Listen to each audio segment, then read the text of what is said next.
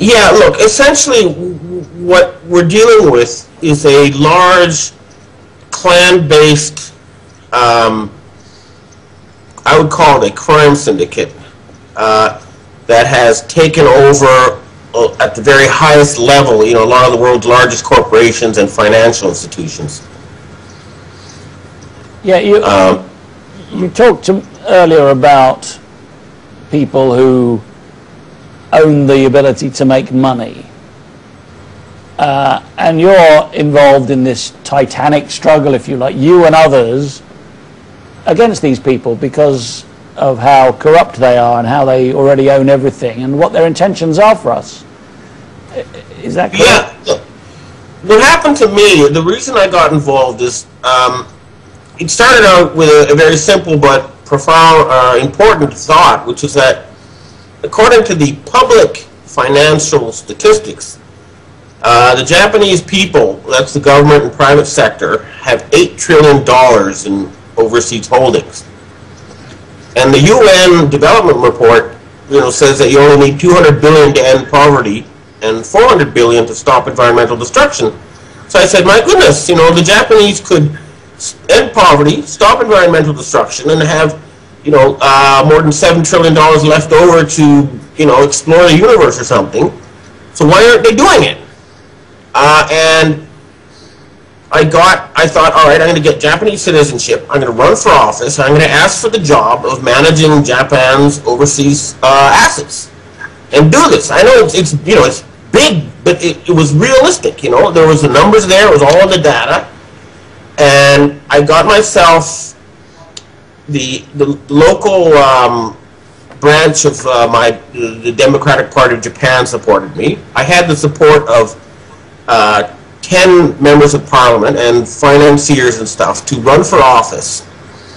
And it turns out that the Democratic Party of Japan, the selection for candidates was controlled by 3 people at the time. Ichiro Ozawa, Naoto Kan, and Yukio Hatoyama. And it turns out Ozawa works for J. Rockefeller. And Hatoyama is a Freemason, which means he must obey orders from European royal families on pain of death, and Naoto Kan was a North Korean agent. So Japan wasn't really democratic. It was run by this group. And after that, they sent an order to kill me. And the South Korean secret police got wind of this, and they told the Chinese. And I got contacted by a Chinese group that offered me protection. Is this the Dragon family?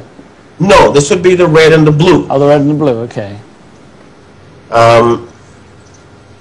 And so suddenly I found myself right smack in the middle of a giant secret war between huge secret societies I never even knew really existed until that time.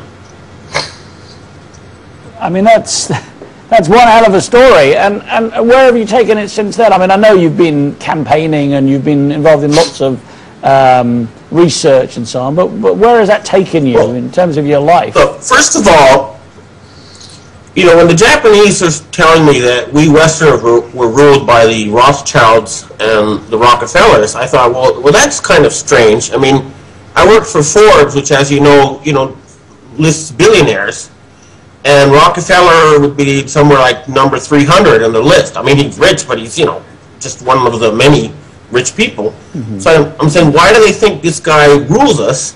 And I had to go back to the 1918 edition of Forbes magazine to find out that, his grandfather, Rockefeller I, had $300 billion in today's money. And he suddenly became poor, quote unquote, because he gave all his money away. Oh, to his foundation. To his foundation. And then I realized they use foundations as a cover. Mm-hmm. And so there are like 200 or more foundations linked to the Rockefellers that control literally trillions of dollars.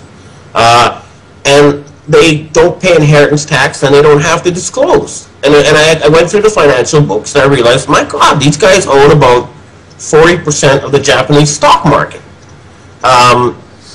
And the same, I'm sure it's even more in the European and U.S. stock markets. And this is when I stumbled into this group, which there's these various trust funds that are used as vehicles by what you could call the royal families, or the it's an inbred group of families, and they hide their wealth through these foundations, and the foundations don't really disclose how much they own. But I did a lot of research, forensic paperwork research, and I came to the conclusion that this small group of families owns about 40% of the world. Maybe 10,000 people. Yeah, that's and even further, you're down to a very few individuals who are literally trillionaires if you include the amount of money they control through their foundations. Okay, well, let's talk then about what their plans are for us. Okay, one of the reasons the Chinese came to help me is that they had managed to eavesdrop on a few of these people's secret meetings, but essentially they had come to the conclusion that there were too many people on the planet, and that we were destroying the environment, and the only way to sort of save the planetary ecosystem was to reduce the world's population. Do you think that the Georgia Guidestones, which say there should only be 500 million people instead of 7 billion, do you think that's their stated aim, their declaration, if you like? I think the moderates want to reduce, so-called moderates want to reduce the population to 2 billion, and the more radicals, want it to be just 500 million or 100 million. But in my case, they actually invited me to join their group, and they told me they wanted to reduce the population, and they were going to use starvation and disease to do so. And their thinking is, look, we have all these what they call useless eaters, people who do nothing but destroy nature and have subsistence farms, and they don't do anything, and they're not necessary for the planet. This is how they think. Mm-hmm. And my argument with them was, well, that's nonsense. Why don't you give these people a chance to develop their potential? And how many Einsteins are dying of potential Einsteins are dying of starvation and dysentery at age 3, because of your, very, very incompetent development policies. So I take it you turned down their offer, did you? Well, look, they offered me the job of Minister of Finance of Japan, but I had to go along with this genocidal plan. And so, yeah, I did reject it. And instead I said, I'm going to, remove these bastards from power. And decided to join a battle against them. And maybe it's these days with everybody talking about the Federal Reserve Board and stuff, it seems kind of obvious now, but my first job was a reporter at the Bank of Japan and the Ministry of Finance. And, I was, like I said, the top level of the business journalism profession for, more than 2 decades. And never once did I find out that the Federal Reserve Board was privately owned, or the Bank of England stuff. It was just simply not known.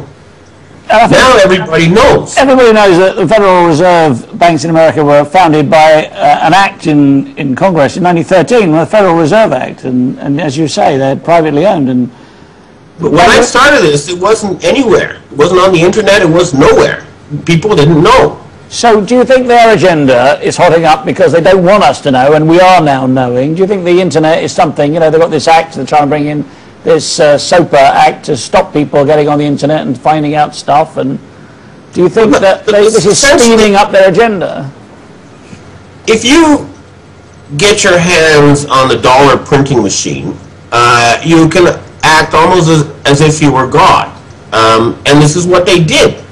They said, well, we're going to set up foundations and we're going to manage the planet.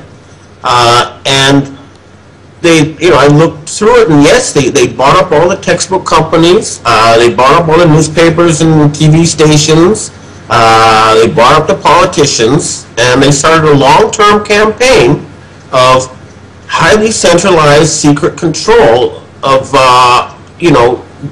the key levers of power in Western civilization.